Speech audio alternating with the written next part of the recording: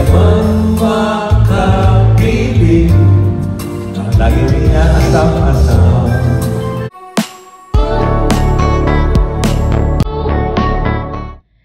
Tito Vic and Joey magkakasama ngayon nag-tour sa Dubai.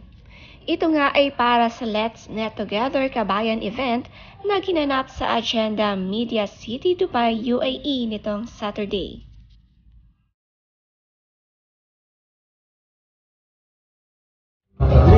Sa pagtulog, narawa mo aking mahal.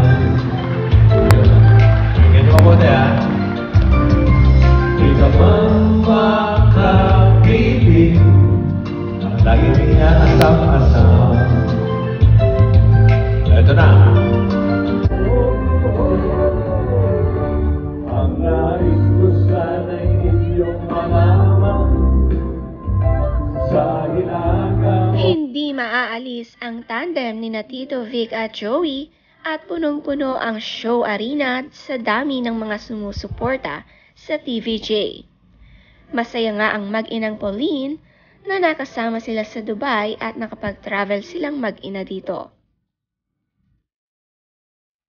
Kasama rin nila dito sina Diana Menezes at Pia Guanyo. Nagpapasalamat sila sa napakainit na pagtanggap ng mga taga-UAE sa kanilang lahat.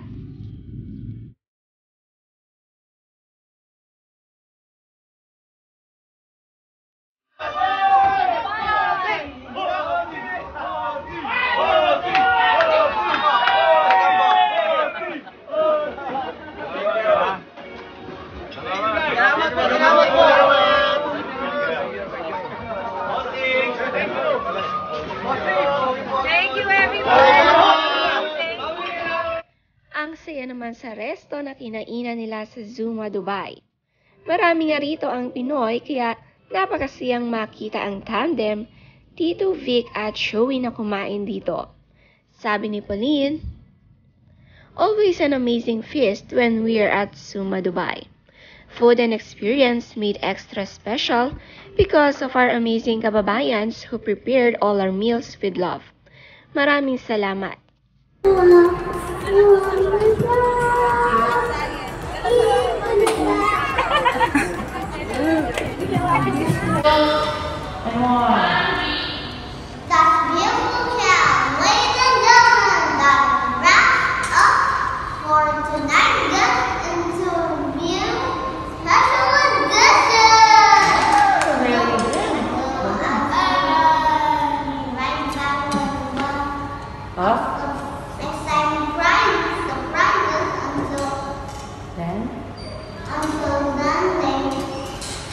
Stay tuned.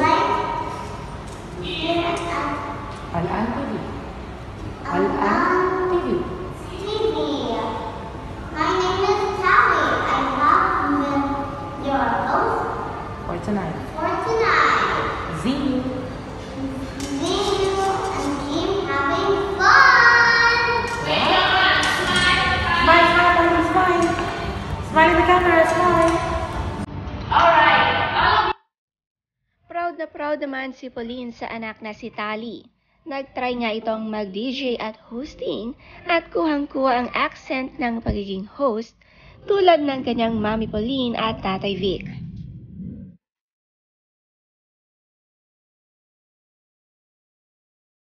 Hindi, sa Dubai. Wala pa po. Kasi bago lang po yung... Hyper ka ba? Yeah, we will wait for them. Hold Tita Rosie. Hold Tita Rosie. Alam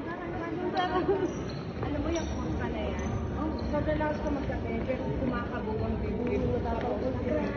Ang saya nga ng pag-iikot nila sa Dubai. Mas maraming kasama, lalong-lalo na si Tito at Joey na kumpleto ang out of the country.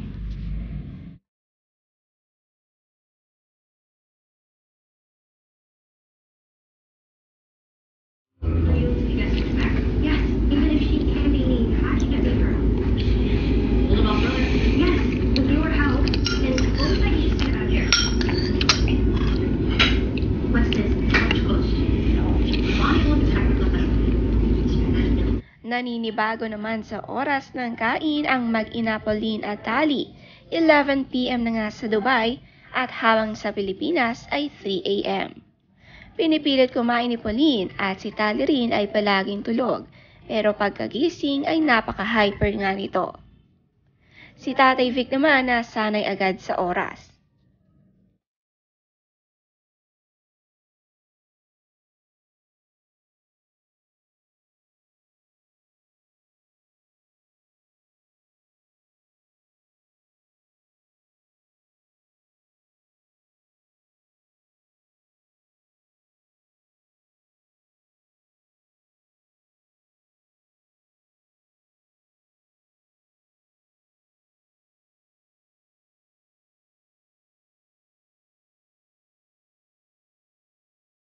Nagkaroon din ng masayang event si Tali kasama ang kanyang kaibigan.